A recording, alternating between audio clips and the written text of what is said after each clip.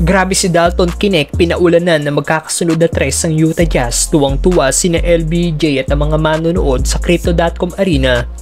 Napaplex si Anthony Davis matapos na hindi mapigilan ng Utah Jazz ang ginawa niyang puntos. Ginawa namang asintahan ni LBJ ng kanyang baseline jumper si Lauri Markkanen.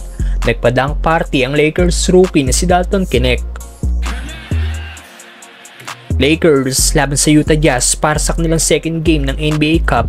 Nagbabalik starting lineup na ang na-miss last game na si Cam Reddish kasama si Austin Reeves, LeBron, Davis at dahil wala pa si Rui Hachimura, first five pa rin ang rookie na si Dalton Knecht. Well, first quarter pasok kagad ang corner 3-point shot ni DK4. Knecht, corner, got it! Pakita kagad ng connection sina Davis at LBJ, nice assist para sa Lakers big man.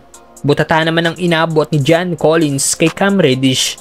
Same spot, same result para sa Lakers rookie na naipasok ulit ang kanyang tres. Maging si Colin Sexton ay hindi nakawala sa depensa ni Cam Reddish. Sinamantala naman ni LBJ na wala sa depensa si Sexton, easy points para sa all-time scoring leader. 8 points na si Dalton Knecht matapos ang kanyang 200 dunk na ginawa. Lumobo na sa 13 points ang lamang ng home team after ng 3-point shot ni Austin Reeves. Nakapuntos kagad ang kakapasok pa lang na si Christian Coloco.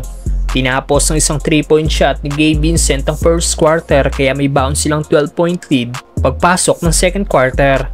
Leading para sa Lakers sina Dalton Knecht at Anthony Davis may tig 8 points na. Second quarter, nice inbound pass by LBJ para sa easy layup ni D'Lo. Ginawa namang asintahan ni LBJ ng kanyang baseline jumper si Lauri Markkanen. Wala namang nagawa ang big man ng Jazz sa taas ng ginawang finger roll layup ni Austin Reeves. 200 dunk na naman para sa Lakers rookie, this time mula yan sa assist ni AR-15. Napaplex naman si Anthony Davis after ng kanyang end one. Balik double digit ulit ang lamang ng Lakers mula sa alley-oop dunk na ginawa ni Davis mula kay LBJ. Ganda ng ball movement ng Lakers sa play na ito, pasok ang corner 3-point shot ni Austin Reeves. Natapos ang first half, 13-point lead by Lakers, leading sina LBJ, Anthony Davis at Dalton Knecht na may tig 12 points na. Third quarter, nagpatuloy ang magandang shooting ni LeBron at Davis na nasa 20-point mark na.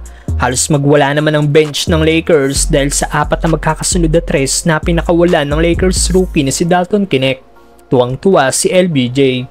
27 points na para sa Lakers rookie. Ayaw talagang paawat ng Lakers rookie na pumukol pa ng isang tres bago matapos ang third quarter. 33 points na para kay DK4.